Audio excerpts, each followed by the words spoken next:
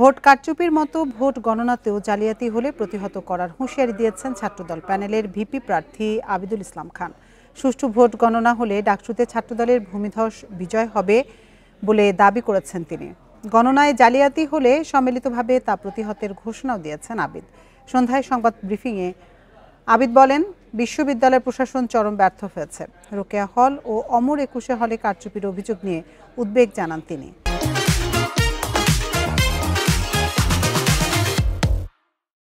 এছাড়া বিজয় ৭১ হলের ভোটদানের হার নিয়েও প্রশ্ন তোলেন তিনি। ক্যাম্পাসে জামায়াত শিবিরের বহিরাগত কর্মীদের প্রবেশের অভিযোগ করেন আবিদ।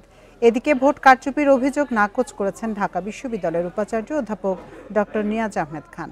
জামায়াত বা অন্য কোনো দলের সাথে প্রশাসনের সম্পর্ক নেই বলেও দাবি করেন তিনি। ক্যাম্পাসের আশপাশে জামায়াত শিবিরের অবস্থান বিষয়ে প্রশাসন সতর্ক বলে জানান তিনি। এই ক্যাম্পাসের সাধারণ শিক্ষার্থীদের মানবাধিকারে পূর্ব বিশ্বাস করেননি, এখনো করেন না। তারা যদি ভোট গণনার ম্যানিপুলেটের মধ্য দিয়ে যদি নির্বাচনী ফলাফলকে ব্যাহত করার বিন্দু পরিমাণ চেষ্টা করে, ঢাকা বিশ্ববিদ্যালয়ের সাধারণ শিক্ষার্থীরা সম্মিলিতভাবে তাদেরকে প্রতিরোধ করবে ইনশাআল্লাহ। সাংবাদিকদের উপস্থিতি নিশ্চিত করা হচ্ছে গণনা পর্বেও। যখন গণনার কাজ চলবে, বাইরে মনিটরে ডিসপ্লেতে সেটি পরিষ্কার দেখা যাবে। এই পরিস্থিতিতে ইলেকশন ইঞ্জিনিয়ারিংয়ের কোনো সম্ভাবনা আমি দেখি না। এ নিয়ে আলোচনা করতে রাজধানী মহাখালী থেকে আমাদের সঙ্গে যোগ দিচ্ছেন ডাকসুর সাবেক জিএস ডাক্তার মুশতাক হোসেন। আমরা সরাসরি চলে যাচ্ছি তার কাছে।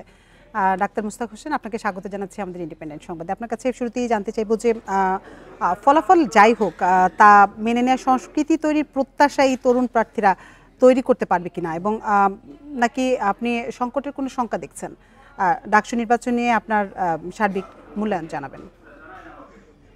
জি, ধন্যবাদ। অত্যন্ত স্বতঃস্ফূর্ত প্রাণবন্ত পরিবেশে ভোট গ্রহণ হয়েছে, কিন্তু শেষ দিকে কিছু অনিয়মের অভিযোগ এসছে। সেই অভিযোগগুলো নিরসন করা উচিত স্বচ্ছতার সাথে, বিশ্বাসযোগ্যতার সাথে। তাহলে অভিযুক্ত যারা সংক্ষুব্ধ তারা করবেন, তারা যদি বিশ্বাসযোগ্য জবাব পান, তারা নিশ্চয়ই মনে মনে হলেও তারা স্বীকার করবেন যে যুক্তি আছে। কিন্তু এটা যদি এড়িয়ে যাওয়া হয় তাহলে কিন্তু ভুল হবে। কারণ বিগত যে সরকারের আমলে যে নির্বাচন নিয়েই যত অভিযোগ ছিল গত সরকার, যে তারা নির্বাচনে জয়লাভ করবে না বলে তারা একতরফা নির্বাচন করছে ইত্যাদি, এবং বলা যারা গণতন্ত্রের জন্য সংগ্রাম করেছে তারা বলেছে ফলাফল যাই হোক না কেন নিয়মিত নির্বাচন হতে হবে, জাতীয় সংসদে হোক বা ডাকসুতে হোক। এটা মানসিকতা। আমি আশা করি যে বর্তমান যে গণ অভ্যুত্থান উত্তর ছাত্র নেতৃত্ব, ফলাফল যাই হোক না কেন নির্বাচন এর ফলাফল তারা মেনে নেবেন। তবে এ বিষয়ে যেহেতু ছাত্র তরুণরা বিশ্ববিদ্যালয়ে তারা ডাকসু নির্বাচন করেছে, যাদের সাথে রাজনৈতিক দলের সম্পর্ক রয়েছে, যে রাজনৈতিক দলগুলোকেও স্বতঃপ্রণোদিত ভাবে এগিয়ে আসা উচিত এই উত্তেজনা নিরসন করবার জন্য। আর বিশ্ববিদ্যালয়ের শিক্ষকরা তো আছেনই, বিশ্ববিদ্যালয়ের শিক্ষকরা দলমত নির্বিশেষে, বিশেষ করে যারা সিনিয়র শিক্ষক, যাদের মতামতের একটা প্রভাব রয়েছে এই তরুণ ছাত্রদের উপরে, তারাও এগিয়ে আসতে পারেন। আমরা দেখতে চাই না যে এই ২৪-এর গণঅভ্যুত্থান পরবর্তী ডাকসু শেষ পর্যন্ত যেন মানে কোনো খারাপ পরিণতির দিকে না যায়। নির্বাচনটা সুন্দর হয়েছে, অভিযোগগুলো নিরসন হবে এবং ফলাফল যেন সবাই গ্রহণ করে আগামী দিনে একসাথে চলতে পারে, এবং আগামী বছর যদি যথাসময়ে নির্বাচন হয়, এটা এবারের জন্য নিশ্চয়ই প্রস্তুত হতে থাকবেন।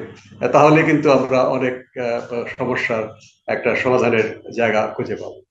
যেমনটি বলছিলেন, এই ভোটের মধ্য দিয়ে কি তাহলে ছাত্র রাজনীতির সুদিন এবং ক্যাম্পাসে সুষ্ঠু পরিবেশ ফিরবে বলে আপনি মনে করছেন?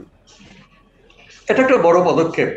এই যাবৎকাল আমাদের ছাত্র নেতৃবৃন্দ যা গণ অভ্যুত্থানের আগে এবং পরের থেকে যা বলে আসছেন, সেটার একটা মানে পরীক্ষা হয়ে যাচ্ছে এই ডাকসু নির্বাচনে। এবং সম্পন্ন হলে আগামী পরশু কিন্তু জাহাঙ্গীরনগর বিশ্ববিদ্যালয়ে ডাকসু এবং হলের নির্বাচন, আগামী 25 সেপ্টেম্বর রাজশাহী ইউনিভার্সিটিতে ডাকসু এবং হল সংসদ নির্বাচন। কাজেই একটার পর একটা কিন্তু সিরিজ হবে।